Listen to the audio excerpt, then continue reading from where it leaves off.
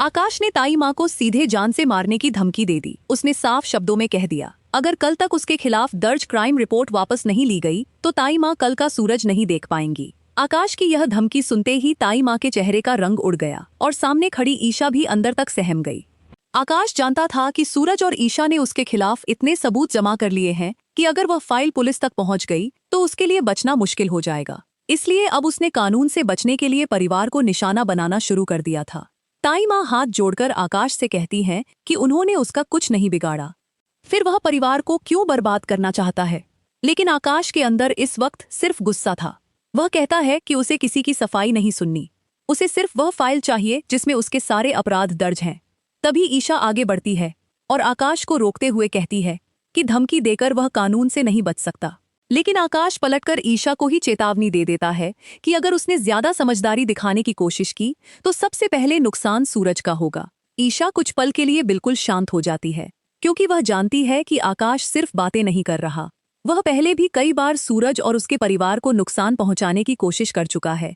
आकाश ताई माँ से कहता है कि उसके पास सिर्फ आज की रात है, सुबह तक अगर शिकायत वापस नहीं हुई तो परिणाम बहुत बुरा होगा। ताई माँ की आंखों में डर साफ दिखाई देता है, लेकिन ईशा के चेहरे पर डर के साथ एक अलग ही दृढ़ता भी नजर आती है। वह मन ही मन फैसला कर लेती है कि इस बार आकाश को उसके अपराधों से बचने नहीं देगी। आकाश वहां से चला जाता है, लेकिन जाते जाते एक आखिरी धमकी देता है, अगर सूरज को कुछ हुआ तो उसकी जिम्मेदार सिर्फ ईशा होगी। आकाश के जाते ही ताई माँ टूट जाती हैं। ईशा उन्हें संभालती है और कहती है कि अब डरने की जरूरत नहीं है। लेकिन उसी समय ईशा के फोन पर सूरज का कॉल आता है। ईशा कुछ पल तक फोन को देखती रहती है। उसे समझ नहीं आता कि सूरज को पूरी सच्चाई बताए या पहले आकाश की चाल का पता लगाए। और यहीं से शुरू होने वाला है वह खेल, जिसमें इस बार सिर्फ आकाश की आजादी नहीं बल्कि सूरज की जिंदगी भी दांव पर लगी है। ईशा ने सूरज का फोन उठा तो लिया, लेकिन आकाश की धमकी के बारे में कुछ नहीं बताया। उसकी आवाज से ही सूरज समझ गया कि जरूर कोई बड़ी बात हुई है। सूरज ने पूछा कि वह इतनी परेशान क्यों है, लेकिन ईशा ने बात संभालते हुए कह दिया कि घर में ताई माँ की तबीयत थोड़ी खराब है। सूरज को ईशा की बात पर पूरा भरोसा नहीं हुआ। वह ईशा को अच्छी तरह जानता था।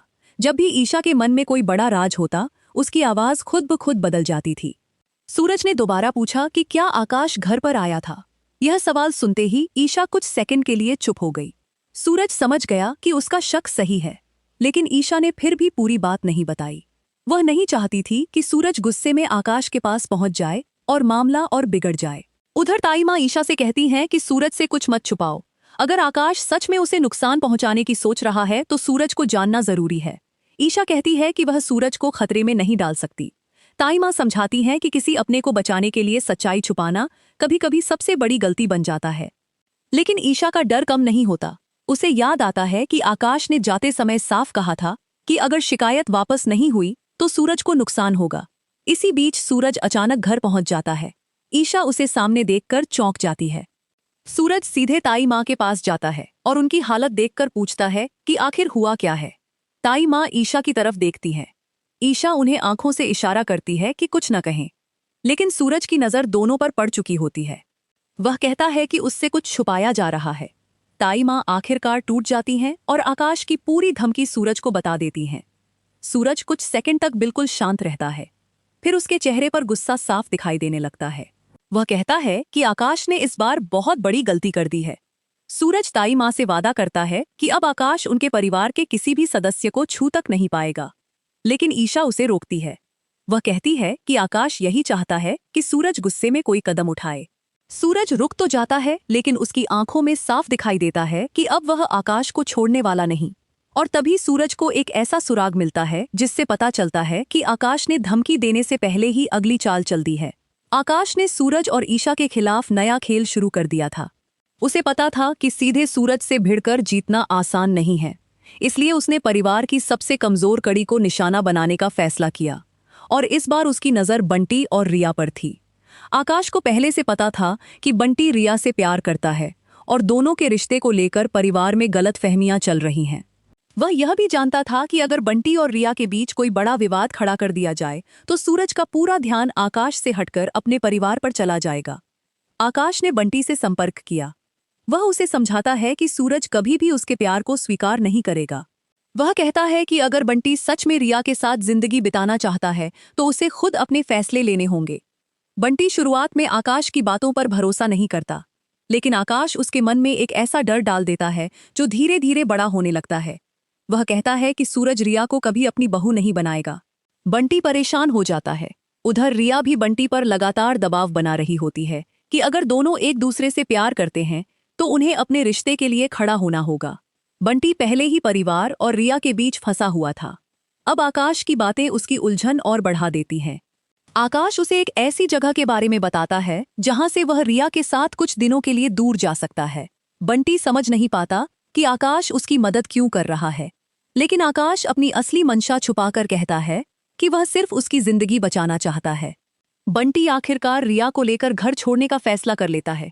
उसे लगता है कि कुछ दिनों बाद जब सबका गुस्सा शांत हो जाएगा तब वह वापस आकर परिवार से बात करेगा, लेकिन उसे यह नहीं पता कि आकाश ने उसके लिए जो रास्ता चुना है वह सीधे एक बहुत बड़े विवाद की तरफ जा रहा है। उधर ईशा को जैसे ही बंटी और रिया के बारे में पता चलता है, उसके हाथ से पूजा की थाली छूट जाती है। वह तुरंत सूरज के पास पहुंचती है।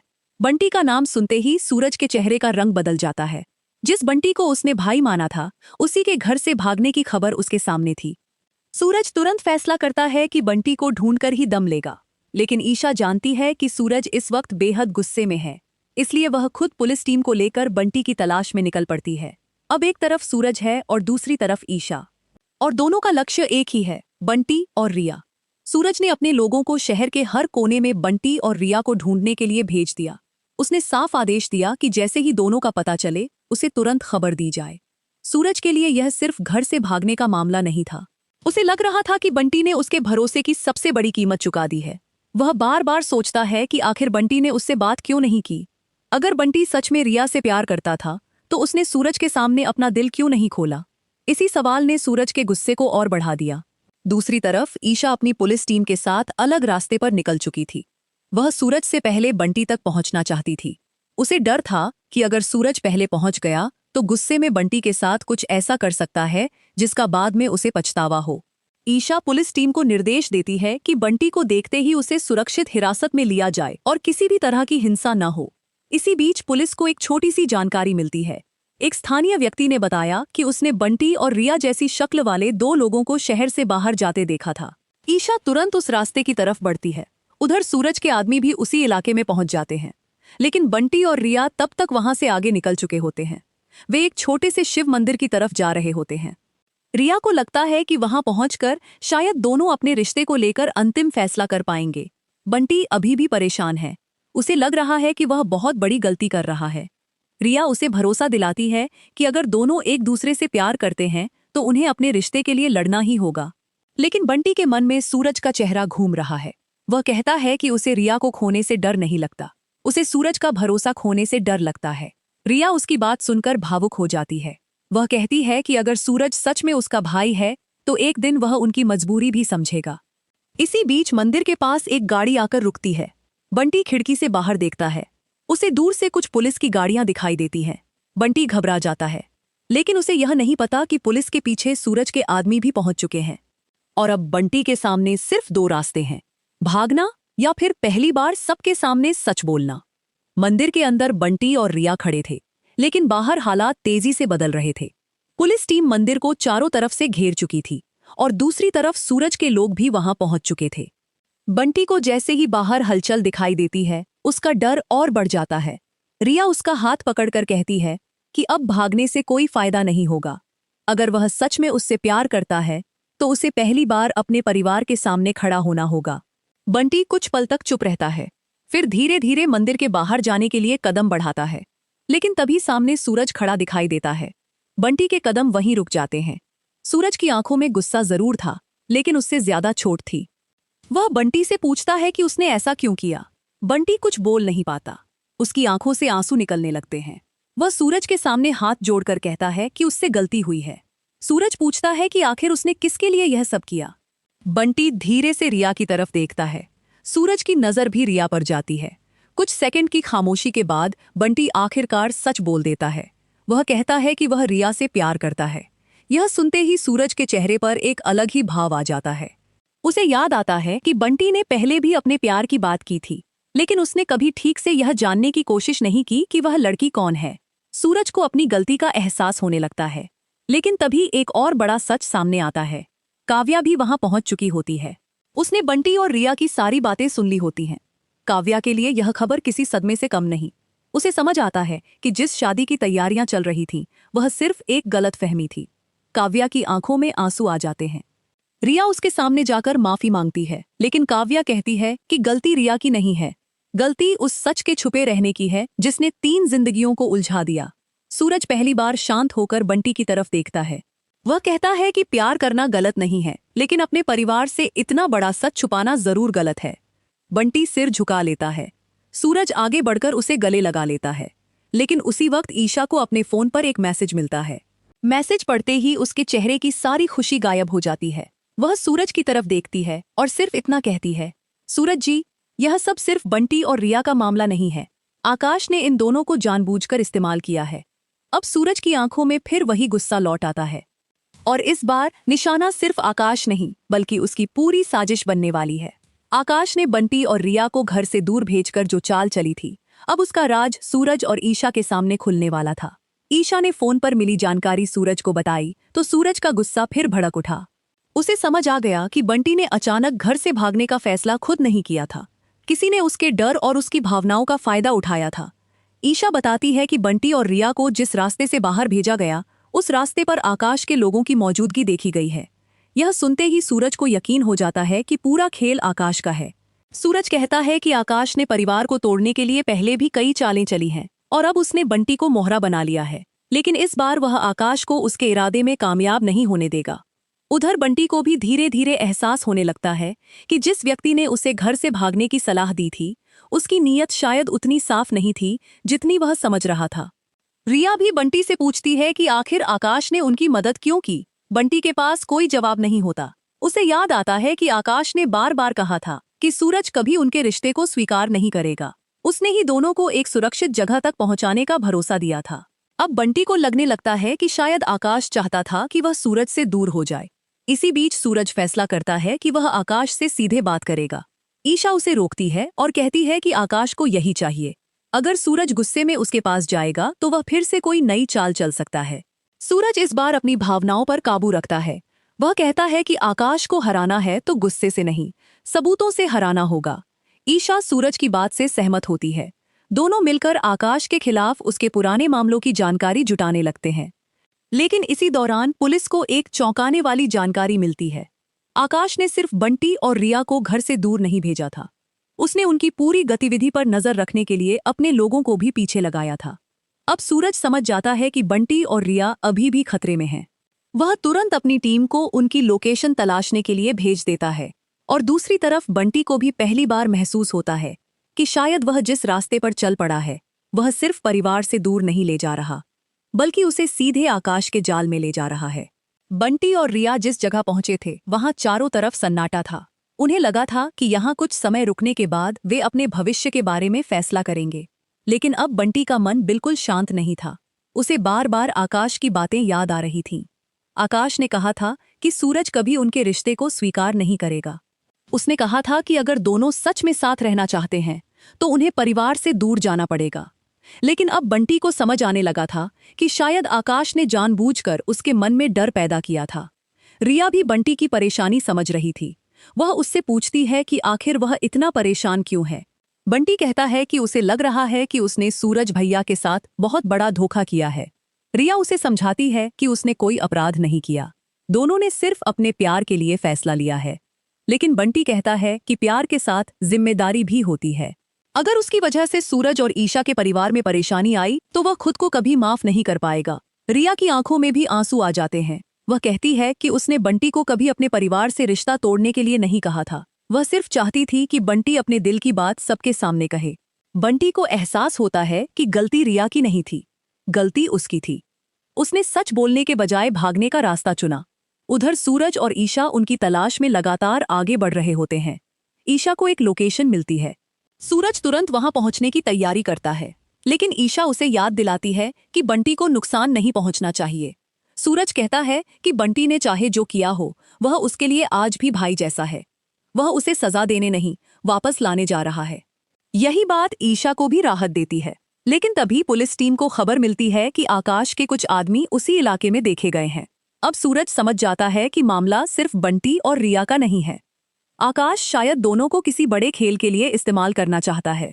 सूरज तुरंत अपनी रणनीति बदलता है। वह पुलिस को अलग रास्ते से भेजता है और खुद दूसरी तरफ से आगे बढ़ता है। लेकिन जैसे ही वह बताए गए ठिकाने के पास पहुंचता है, वहां उसे बंटी या रिया नहीं मिलते। सिर्फ एक मोबाइल फोन जमीन पर पड़ा होता है। फोन पर आखिरी कॉल आकाश की होती है। सूरज की आंखों में गुस्सा भर जाता है। अब उसे यकीन हो चुका था, आकाश ने बंटी को सिर्फ भगाया नहीं है, वह उसे किसी बड़े खेल में फंसा चुका है। आकाश ने बंटी और रिया को अपने जाल में फंसाने के बाद अब अगला निशाना सूरज को बनाया था। उसे पता था कि सूरज बंटी को किसी भी कीमत पर वापस लाएगा, और इसी भावनात्मक कमजोरी का फायदा उठाकर आकाश ऐसा माहौल तैयार करना चाहता था जिसमें सूरज खुद कानून के घेरे में आ जाए। आकाश अपने लोगों को निर्देश देता है कि बंटी और रिया को सुरक्षित रखा जाए, लेकिन उनकी लोकेशन किसी को पता नहीं चलनी चाहिए। उधर सूरज और ईशा को लगातार अलग अलग सुराग मिल रहे थे। कभी कोई बंटी को एक होटल में देखने की बात करता, तो कभी कोई कहता कि दोनों शहर से बाहर जा चुके हैं। सूरज को समझ आने लगता है कि ये सभी सुराग जानबूझकर दिए जा रहे हैं। ईशा भी जांच के दौरान यही निष्कर्ष निकालती है। वह सूरज से कहती है कि अगर हर जगह एक जैसा भ्रम पैदा किया जा रहा है, तो इसका मतलब है कि कोई पीछे से पूरी कहानी को नियंत्रित कर रहा है। सूरज कहता है, आकाश। दोनों अब आकाश की गतिविधियों पर नजर रखने का फैसला करते हैं। ईशा अपनी पुलिस टीम को आकाश के पुराने संपर्कों की जांच करने के लिए कहती है। कुछ ही देर में पुलिस को पता चलता है कि आकाश लगातार एक पुराने गोदाम के मालिक से संपर्क में था। सूरज को शक होता है कि शायद बंटी और रिया वहीं हैं, लेकिन इस बार सूरज सीधे वहां नहीं जाता। वह पहले पुलिस टीम को इलाके की निगरानी के लिए भेजता है। कुछ समय बाद पुलिस को गोदाम के बाहर एक संदिग्ध गाड़ी दिखाई देती है। गाड़ी आकाश के आदमी की होती है। ईशा तुरंत समझ जाती है कि उन्हें सही जगह का सुराग मिल गया है। लेकिन तभी गोदाम के अंदर मौजूद लोगों को भी पुलिस की गतिविधि का पता चल जाता है। आकाश को फोन किया जाता है। आकाश कुछ पल चुप रहता है और फिर कहता है कि अगर पुलिस वहां पहुंची तो बंटी और रिया को तुरंत दूसरी जगह भेज दिया जाए। लेकिन आकाश को नहीं पता था कि सूरज ने पहले ही उसका खेल समझ लिया है। सूरज अपनी टीम को 2 हिस्सों में बांट देता है। एक टीम गोदाम को घेरती है, दूसरी टीम उस रास्ते पर नजर रखती है जहां से बंटी और रिया को बाहर ले जाया जा सकता है। अब पहली बार आकाश की योजना कमजोर पड़ती दिखाई देती है, लेकिन तभी गोदाम के अंदर से एक व्यक्ति बाहर आता है और पुलिस को बताता है कि बंटी और रिया वहां नहीं हैं। सूरज को यकीन नहीं होता। वह अंदर जाकर खुद जांच करता है। वहां उसे सिर्फ कुछ खाली कमरे और एक कागज मिलता है। कागज पर सिर्फ एक लाइन लिखी होती है, बंटी को ढूंढने से पहले अपने घर को संभालो। यह पढ़ते ही सूरज और ईशा दोनों के चेहरे बदल जाते हैं। आकाश ने अब खेल को उनके घर तक पहुंचा दिया था।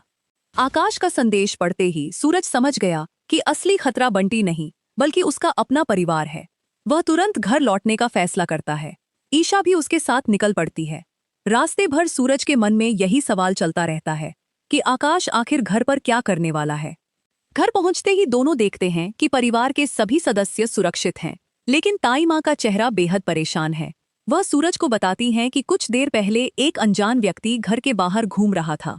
उसने किसी से बात नहीं की, लेकिन लगातार घर की तरफ देख रहा था। सूरज तुरंत समझ जाता है कि वह आकाश का आदमी हो सकता है। ईशा पुलिस टीम को आसपास के इलाके की जांच करने के लिए कहती है। कुछ देर बाद पुलिस को एक गाड़ी मिलती है। गाड़ी में कुछ दस्तावेज और एक मोबाइल फोन होता है। मोबाइल में आकाश का नंबर सेव होता है। अब पुलिस के पास आकाश के खिलाफ एक और महत्वपूर्ण सुराग आ जाता है। सूरज कहता है कि अब आकाश को उसके ही खेल में हराया जाएगा, लेकिन तभी घर में मौजूद एक सदस्य बताता है कि आकाश का एक आदमी पहले ही घर के अंदर आने की कोशिश कर चुका था। वह मिशु के बारे में पूछ रहा था। यह सुनकर ईशा परेशान हो जाती है। अब उसे समझ आता है कि आकाश बंटी और रिया के साथ साथ मिशु को भी अपने खेल का हिस्सा बना सकता है। सूरज तुरंत मिशु की सुरक्षा बढ़ा देता है। वह साफ कहता है कि अब परिवार का कोई भी सदस्य अकेले बाहर नहीं जाएगा। इसी बीच ईशा को एक और फोन आता है। फोन करने वाला व्यक्ति खुद को आकाश का आदमी बताता है। वह कहता है कि अगर सूरज बंटी और रिया को सुरक्षित देखना चाहता है तो उसे अकेले एक जगह आना होगा। सूरज तुरंत तैयार हो जाता है, लेकिन ईशा उसे रोकती है। वह कहती है कि यही आकाश का जाल है। सूरज कहता है कि अगर बंटी खतरे में है तो वह बैठकर इंतजार नहीं कर सकता। ईशा उसे समझाती है कि अकेले जाना सबसे बड़ी गलती होगी। दोनों आखिरकार एक योजना बनाते हैं। सूरज अकेला जाने का नाटक करेगा, लेकिन उसके पीछे पुलिस टीम छिपकर रहेगी। इस तरह अगर आकाश ने कोई चाल चली तो उसे मौके पर पकड़ा जा सकेगा। सूरज तय जगह पर पहुंचता है। वहां एक आदमी उसका इंतजार कर रहा होता है। वह सूरज को एक लिफाफा देता है। लिफाफा खोलते ही सूरज के हाथ कांप जाते हैं। अंदर बंटी और रिया की तस्वीर होती है और पीछे सिर्फ एक लाइन लिखी होती है, अगला फैसला तुम्हारा होगा। पार्ट 10, बंटी और रिया की जिंदगी पर मंडराया बड़ा खतरा।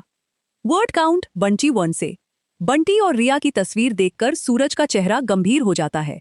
अब उसे पूरी तरह यकीन हो जाता है कि आकाश दोनों को अपने कब्जे में रखे हुए है। लेकिन सबसे बड़ा सवाल यह है कि आखिर आकाश उनसे चाहता क्या है। सूरज तस्वीर को ध्यान से देखता है। पीछे दिखाई दे रही जगह को देखकर ईशा तुरंत पहचान जाती है। वह कहती है कि यह जगह शहर से काफी दूर एक पुराना फार्म हाउस है। सूरज तुरंत वहां जाने की तैयारी करता है। इस बार ईशा भी उसके साथ जाने का फैसला करती है। पुलिस टीम को फार्म हाउस के चारों तरफ तैनात कर दिया जाता है। सूरज और ईशा अंदर जाने से पहले पूरी योजना बनाते हैं। उन्हें डर है कि आकाश बंटी और रिया को ढाल बनाकर कोई बड़ा कदम उठा सकता है। फार्म हाउस के अंदर बंटी और रिया सच में मौजूद होते हैं। बंटी को अब समझ आ चुका है कि आकाश ने उसके साथ धोखा किया है। वह रिया से कहता है कि उसे सूरज भैया की बात मान लेनी चाहिए थी। रिया उसे हिम्मत देती है। वह कहती है कि अभी सब खत्म नहीं हुआ है। बाहर सूरज और ईशा धीरे धीरे फार्म हाउस के अंदर पहुंचते हैं। उन्हें एक कमरे से आवाज सुनाई देती है। सूरज दरवाजा खोलता है। अंदर बंटी और रिया दिखाई देते हैं। दोनों सुरक्षित होते हैं। सूरज बंटी को देखकर राहत की सांस लेता है। बंटी दौड़कर सूरज के पास आता है और उससे माफी मांगता है। सूरज उसे गले लगा लेता है, लेकिन तभी पीछे से आकाश की आवाज सुनाई देती है। आकाश ताली बजाते हुए सामने आता है।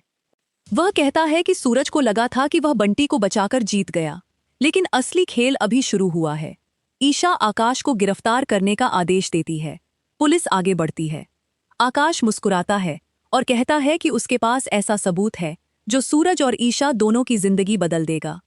वह अपनी जेब से एक फाइल निकाल